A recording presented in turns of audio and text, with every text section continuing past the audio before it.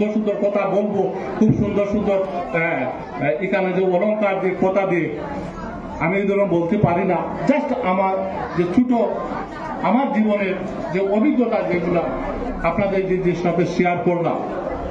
আর একটা কথা, আমরা যদি ইতিহাস যদি আমরা দেখি, যত বড় বড় যে প্রতিষ্ঠা আজকে বাসকান্দির কথা বলে, দেওবন্দের কথা বলে, আজকে কেমব্রিজ ইউনিভার্সিটির কথা বলে, জওহরলাল নেহরু ইউনিভার্সিটির কথা বলে, যত বড় বড় যে প্রতিষ্ঠান আজকের দিনে সব প্রতিষ্ঠানগুলা এইভাবে ছোট থেকে স্টার্ট হয়েছিল, অঙ্কুর থেকে এগুলো দিতে স্টার্ট হয়েছিল এবং সময় সাপেক্ষে এগুলা কিন্তু এক্সপান্ড করে বিশ্বের আজকে বিশ্বের দরবারে এটা পৌঁছে গেছে।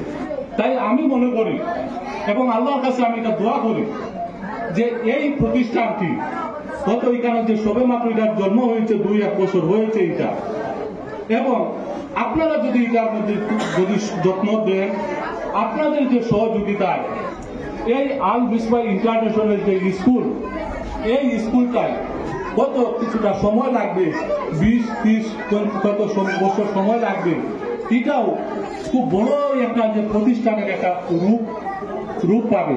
হয়তো আমরা এর মধ্যে কিছু হয়তো কয়েকজন হয়তো আমরা এটা দেখতে পারি, আর বাকি এদের হয়তো এটা বাইকে নাও থাকতে পারে, কিন্তু ইতিহাস এটা আমাদের যে সাক্ষ্য দেয় যে যত প্রতিষ্ঠান এবং এই পৃথিবীতে যাও প্রতিষ্ঠিত হয়েছে, প্রথম কিন্তু অঙ্কুর থেকে এটা যে স্টার্ট হয়েছে এবং আস্তে আস্তে আস্তে আস্তে এটা মানে এটা এক্সপান্ড হয়ে গেছে।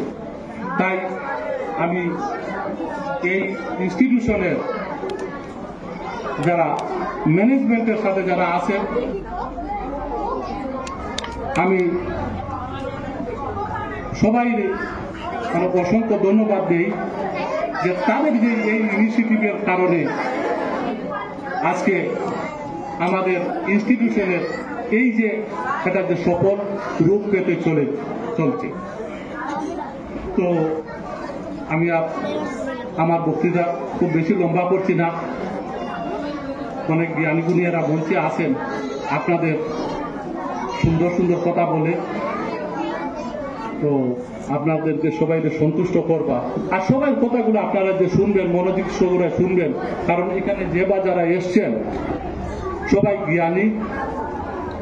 অ্যাটলিস্ট একটা কথা বলছিলেন একজন ফিলোসফার যে কোনো কিছু থেকে যদি আমি 100টা কথার মধ্যে থাকি, যদি একটা কথার যদি আমি আমল করতে পারি, যদি ওটাই আমার যে জীবনের মানে যে টার্নিং পয়েন্ট, যেটা আমার জীবনে হয়েছিল।